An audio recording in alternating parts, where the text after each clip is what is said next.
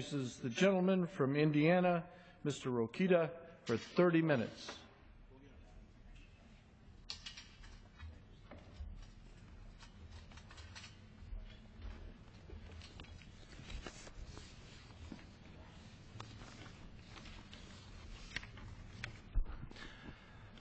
I thank the Speaker.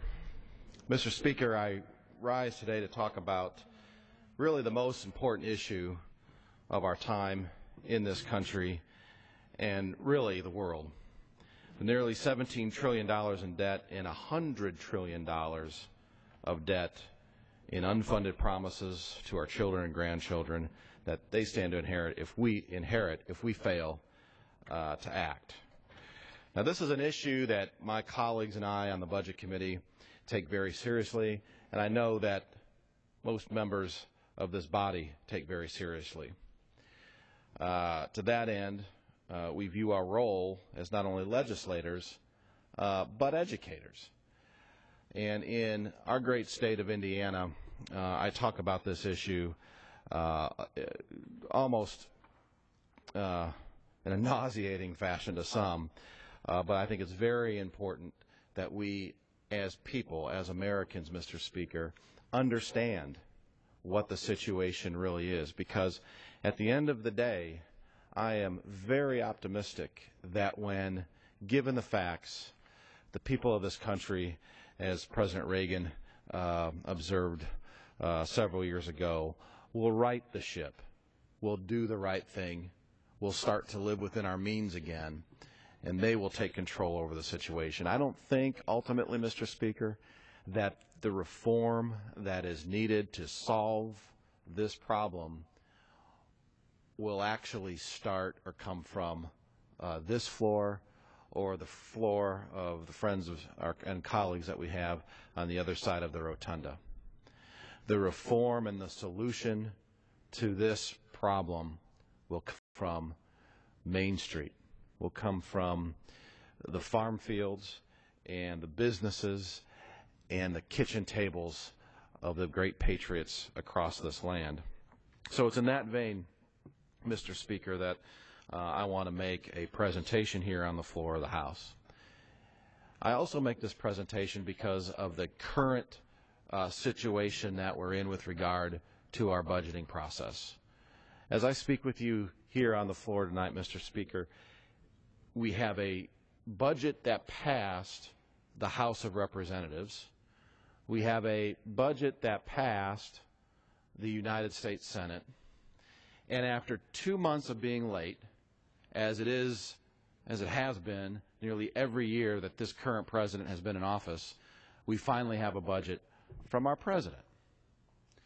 Now, the main difference, well, there's several differences. But the main difference I want to point out tonight between these budgets is that the budget that came out of this House is the only one that balances.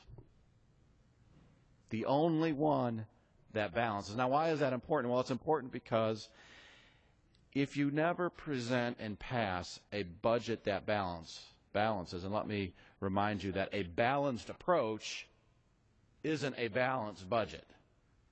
Someone's opinion of a balanced approach, like our president's, doesn't mean that the budget balances, no matter how many times he or House Democrats say that. But the reason it's so important that a budget balances is because it shows your intent. It shows your intent to finally start paying off the debt.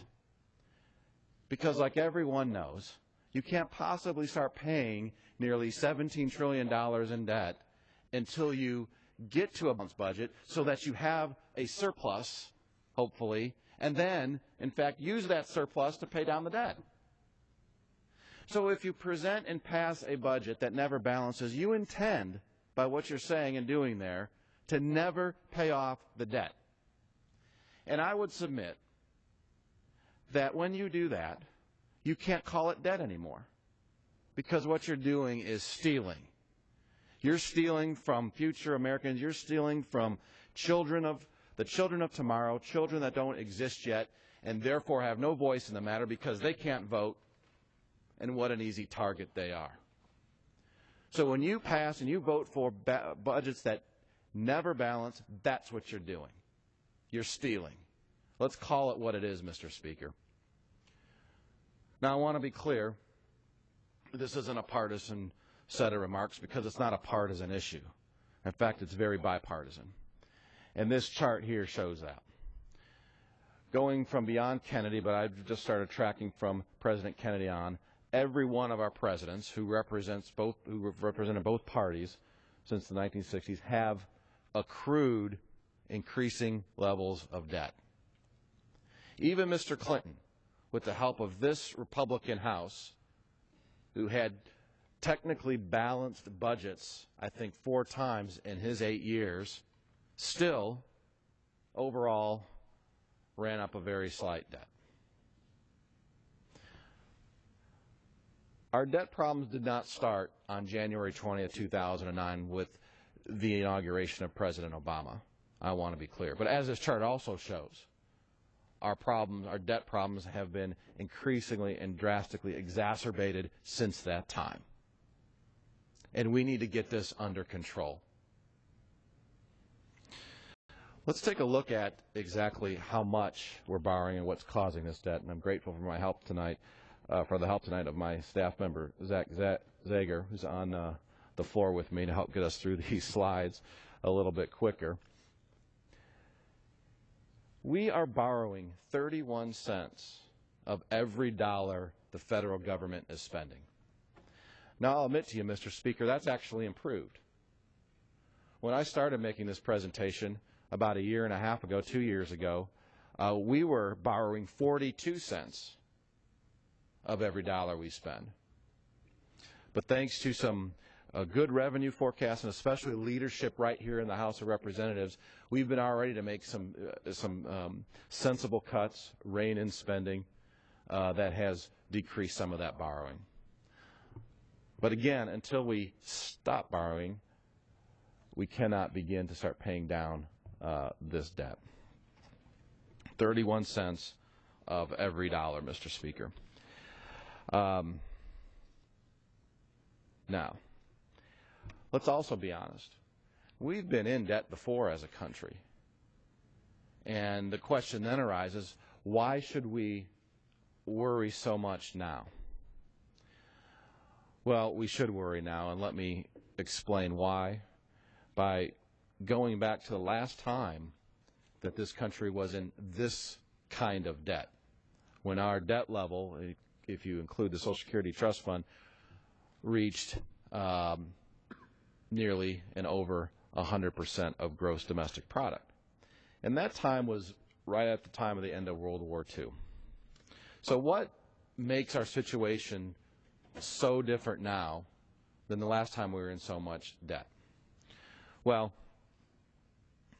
number one, the cause of our debt back at the end of World War II is much different than now. The cause of our debt back then was, in fact, the war.